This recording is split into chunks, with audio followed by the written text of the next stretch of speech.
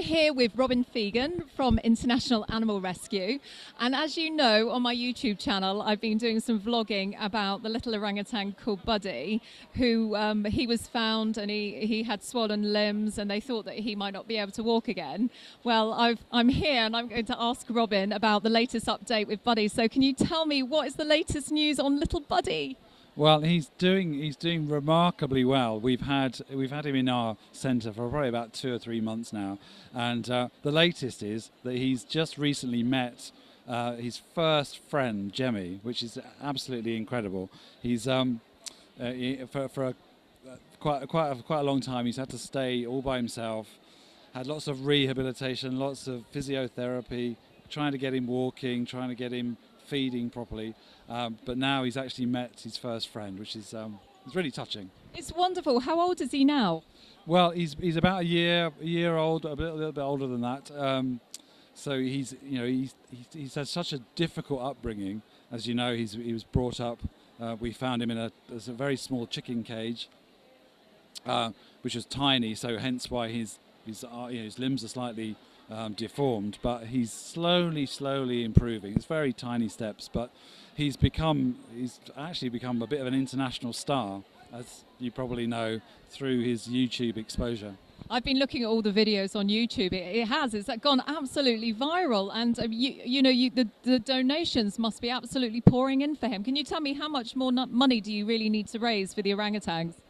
Well, we don't have a particular limit. You're right. We've had such an amazing response to him since the first video went out. It's gone all around the globe. We've had donations coming in from the United States, from South America, from Europe, from Australia, all over the place, and we literally get fan mail now for him.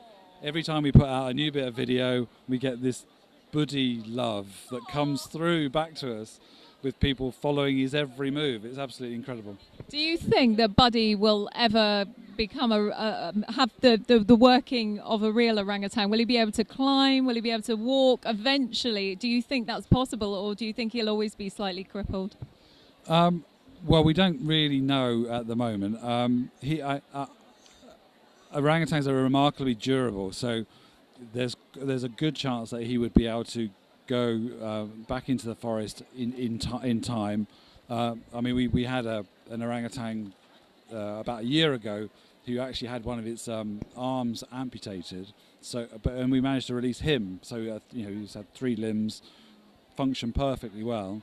I think, but we won't really know for a few months or so.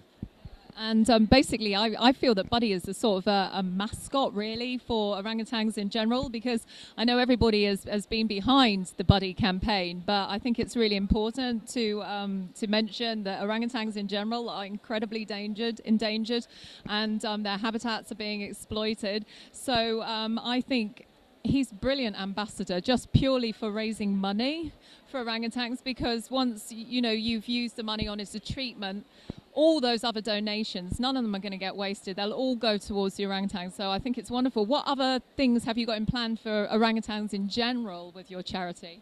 Well, what we're doing at the moment, our scheme is around rescue, rehabilitation, and then release. So most of the animals we have at our centre in West Borneo are baby orangutans, and they all go through a process, and that part of that process is something quite cute called baby school. So all these little guys go out every day. They go into the forest, they're climbing, they're playing, they're learning how to forage for food and so on. And eventually we'll be in a position to release those animals when they're perhaps in a juvenile stage, release them back into the forest and help sustain sustain their population. So that's our long-term plan. We want to be able to track all those animals.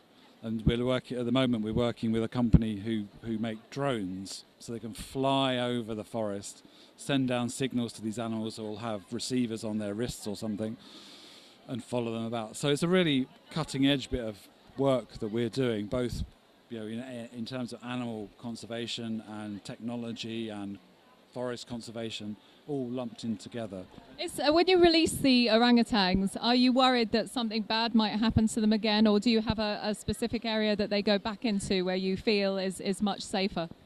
Well, we can never be assured that 100% of their sort of own security and safety, and it is there is a huge problem in Borneo and that part of the world where forest is being cut down at a really alarming rate. We're working, or we've found bits of forest we think that are conserved by the government, in their sort of national park status, that will be safe enough for those animals to be released into. And well, I mean, we can't guarantee that's going to be perfect, but we're pretty sure that will work. And what else have you got planned for 2015? What other animal campaigns are on the horizon? Well, we continue our major project with bears in India. We have over 350 sloth bears in sanctuaries throughout India, which we've rescued over the last 10 years or so. That's an ongoing project. We work with these guys. They're called the slow loris, and they are highly endangered, and they're taken as pets and sold in pet markets in Indonesia and Southeast Asia, which is a real big problem. I mean, the slow loris, to me, I find it really disturbing because so many people that I know on Facebook have been sharing slow loris videos with the comments, I really want to have one of these. I really want to go buy one of these. Where can I get one of these? And the slow loris look like they're enjoying themselves, but they don't, do they? When they get tickled and stuff, they're actually in discomfort, and people are under the impression that this is all cool, but what they don't realize that they're all hand-picked, aren't they, from the wild, the slow loris?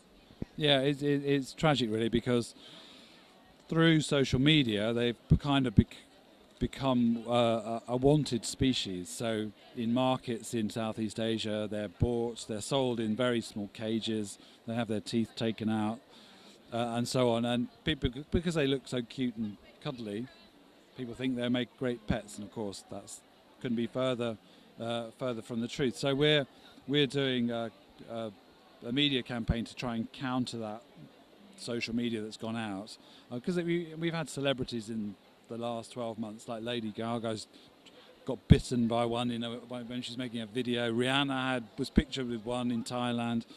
So there's a lot of work to be done to sort of counter the message that these are appropriate for pets. I think people need to stop using animals like that in their pop videos, because they say that they love animals, but then they feature with these wild animals, and it's really not a good advertisement. That it'd be much nicer for them to actually go out to Borneo and say, hey, look at me out here with the animals in the wild. So I'd really like to see a change. Well, it's been wonderful to speak to you today, and I hope to catch up with you soon, and enjoy VegFest. Take care, bye.